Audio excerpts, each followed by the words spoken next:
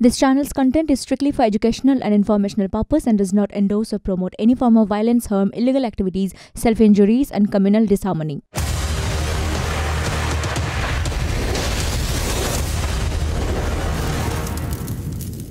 আমার প্রশ্ন হচ্ছে যে বিজেপি প্রধানমন্ত্রী বললেন যে 15 লাখ করে প্রত্যেকটি বেকার ছেলের অ্যাকাউন্টে ভরে দেওয়া হবে এবং বছরে 2 কোটি করে চাকরি সারা বছরে দেওয়া হবে, অর্থাৎ 10 বছরে 20 কোটি আর 15 লাখ করে টাকা। এটা দেওয়া হয়নি।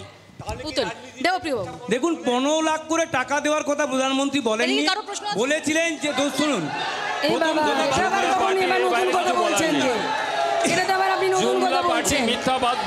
নরেন্দ্র মোদী তো 2014 সালে বলেছিল যে বছরে 2 কোটি চাকরি পরিমাণ এটা তো আপনি রাতারাতি ঠকবাজির কথা বলে দিলেন। প্রধানমন্ত্রী কথা এখন মোদির কথাও মিথ্যে হয়ে যাচ্ছে আপনাদের কাছে। এক সেকেন্ড কি আর করা যাবে, স্বাভাবিক মোদি বাবু যা কিছু করার নেই। আমার দিদির কাছে প্রশ্ন যে মুখ্যমন্ত্রী বলেছিলেন যে ডবল চাকরি হবে, তো এখানে বিষ্ণুপুরে কে কে ডবল চাকরি করছে একটু বলবেন? আর যদি করছে তাহলে কলকাতায় ফুটপাতে অতগুলো ছেলে ধর্নায় বসে আছে, তারা কি কেন বসে আছে?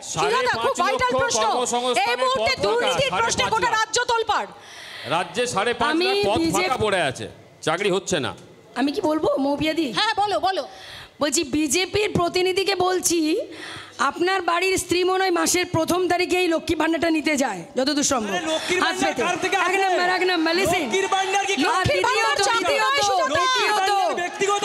আপনাদের দিল্লিতে কৃষকরা বসে থাকে, আপনাদের প্রধানমন্ত্রী চুপ করে থাকে, কেন কৃষকদের উপর অত্যাচার করে? আপনারা 2 কোটি বেকারের চাকরি দিলেন না কেন? আপনারা 15 লাখ টাকা ঢোকালেন না কেন? আর শুনুন রাজ্য সরকার মেনে নিচ্ছে অত্যাচারিত আপনাদের কাছে চাকরি হয়েছে। রাজ্য সরকার নিজে স্বীকার করছে 8,000 ভুয়ো চাকরি হয়েছে। রাজ্য সরকার নিজে স্বীকার করছে 8,000 ভুয়ো চাকরি হচ্ছে। রাজ্য সরকার নিজে স্বীকার করছে ভুয়ো চাকরি হয়েছে। আমরা যদি মেনেও নিই যে সৌমিত্র বাবু মানে বিষ্ণুপুরের উন্নয়নের যথেষ্ট কাজ করছেন, কিন্তু সেই মমতা বন্দ্যোপাধ্যায় যখন রেলমন্ত্রী ছিলেন বিষ্ণুপুর তারকেশ্বর রেল লাইনটা শিলান্যাস হয়েছিল, আজ পর্যন্ত তার সাকসেস দেখতে পাচ্ছি না। আরেকটা উত্তর নেব। দেখুন মমতা ব্যানার্জি যখন রেলওয়ে মিনিস্টার ছিল উনি ঠিকই বলেছেন তখন শিলান্যাসটা হয়েছিল, কিন্তু মন্ত্রিত্বটা দিয়েছিল অটল বিহারী বাজপেয়ী জি। প্রধানমন্ত্রী এসিতে ঘুরছে আর কৃষকরা রোদে ঝড়ে চলে বৃষ্টিতে দিল্লিতে ঘুরছে। বিজেপির কাছে শিখতে হবে না ধর্ণা আন্দোলনের কথা। আপনারা তো এক সেকেন্ড অপমান করছেন, দেশের কুস্তিগির রাজকে মেডেল ফিরিয়ে দিচ্ছে, দেশের প্লেয়ার রাজকে সম্মান হাদি ফেলেছে। আপনাদের কাছে সম্মান শিখতে হবে, ধর্ণা আন্দোলন শিখতে হবে। প্রশ্ন যখন রেলের প্রসঙ্গ এলো, এই বাঁকুড়ার সঙ্গে যার নাম জড়িয়ে রয়েছে বাসুদেব আচারিয়া, রেলওয়ে স্ট্যান্ডিং কমিটির দীর্ঘদিনের তিনি সদস্য ছিলেন, আপনার কি বক্তব্য এই বিষয়ে? একদমই, বাসুদা যতটা কাজ করে দিয়ে গিয়েছিলেন ততটাই কাজ হয়েছে, তারপর আর 1 ইঞ্চি কোনো কাজ হয়নি। এবং বাসুদা অসুস্থ, এখানে সব মানুষ জানে বাসুদা অসুস্থ, তারপরেও বাসুদা রেলের মন্ত্রীর কাছে এই সৌমিত্র খান যে অন্যায়টা করে ফেলেছিল, জেলে হোক না জেলে হোক, একটু কথাটা বলতে দিতে হবে, একটু কথাটা বলতে দিতে হবে। আমরা শুধু প্রশ্ন আছে, এক সেকেন্ড ভোট পাওয়া যাবে না। দেবপ্রিয় আসবো প্লিজ। এখানে বাবু মারা গেছেন, বছর 3 হয়ে গেল, আসবো প্লিজ। আপনি বলছেন ঠিক আছে, আমার কথা হচ্ছে সেই খবরটুকু নেই, কথা বলে ভোট পাওয়া যাবে না।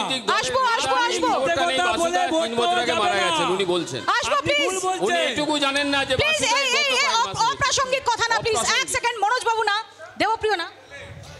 বিষ্ণুপুর হেরিটেজ সিটি ঘোষণা হবে এটা অনেকদিন থেকে শুনছি, তো বিগত সাংসদ বিষ্ণুপুর হেরিটেজ সিটিকে শুধু সাংসদের দায়িত্ব নয়, ট্রেনের যে স্টপেজগুলো সেইগুলোকে তুলে দেওয়া হচ্ছে। নন্দনকানন এক্সপ্রেসের স্টপেজ তুলে দেওয়া হলো। প্রত্যেকদিন ডেলি প্যাসেঞ্জাররা প্রত্যেকদিন ভোগান্তি হচ্ছে, প্রত্যেকদিন ডেলি প্যাসেঞ্জাররা আসা যাওয়া বন্ধ করে দিচ্ছে। মেদিনীপুর যে সমস্ত ডেলি প্যাসেঞ্জাররা যায় তারা ট্রেন পাচ্ছে না প্রপারলি। তাহলে যে সমস্ত ডেলি প্যাসেঞ্জাররা প্রতিদিন মেদিনীপুর যাচ্ছে তারা ট্রেন পাচ্ছে না সঠিকভাবে, প্রত্যেকদিন ডেলি প্যাসেঞ্জাররা বিভিন্ন হ্যারাসমেন্টের সম্মুখীন হচ্ছে ট্রেনের লাইন। রাজ্য সরকারের দায়িত্ব আছে হেরিটেজ করার পেছনে, শুধু সাংসদের দায়িত্ব নেই, রাজ্য সরকারকেও সেটা পালন করতে হয়। দিল্লিতে কুস্তিগিররা অসম্মানিত হয়ে মেডেল ফেরত দিচ্ছে, কৃষকরা রোজ দিন মৃত্যুর সঙ্গে লড়াই করছে, আর প্রধানমন্ত্রী अच्छे दिन आएगा, अच्छा दिन आ रहा है प्रधानमंत्री का। और बहुत बुरा दिन चल रहा है बंगाल का, और बहुत बुरा दिन चल रहा है देश का। सिर्फ अच्छा दिन किसका आ रहा है?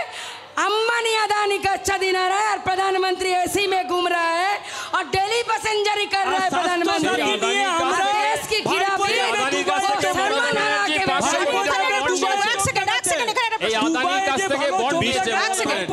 বিষ্ণুপুরে রেলওয়ে যে ওভারব্রিজ হয়েছে তার কৃতিত্ব যেমন সৌমিত্র নিচ্ছেন, তাহলে তার বাইপাস যে হয়নি, হাজার হাজার স্কুলের ছাত্রছাত্রী এই বাইপাস দিয়ে যেতে পারছে না, তাদের প্রাণের ঝুঁকি নিয়ে রেল লাইন পার করতে হচ্ছে।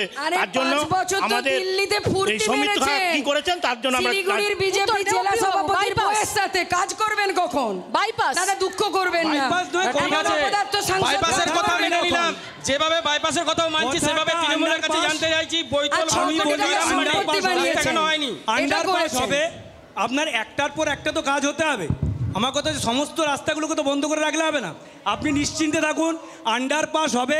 রাজ্য সরকারকে সহযোগিতা করুন, কারণ আন্ডারপাস হতে গেলে আন্ডারপাসের সাথে সংযোগকারী রাস্তা আছে, সেই রাস্তার জমিটা রাজ্য সরকারকে দিতে হবে। যেমন রাজ্য সরকার যদি জমি দেয়, আন্ডারপাস হয়ে যাবে। জাতীয় কংগ্রেস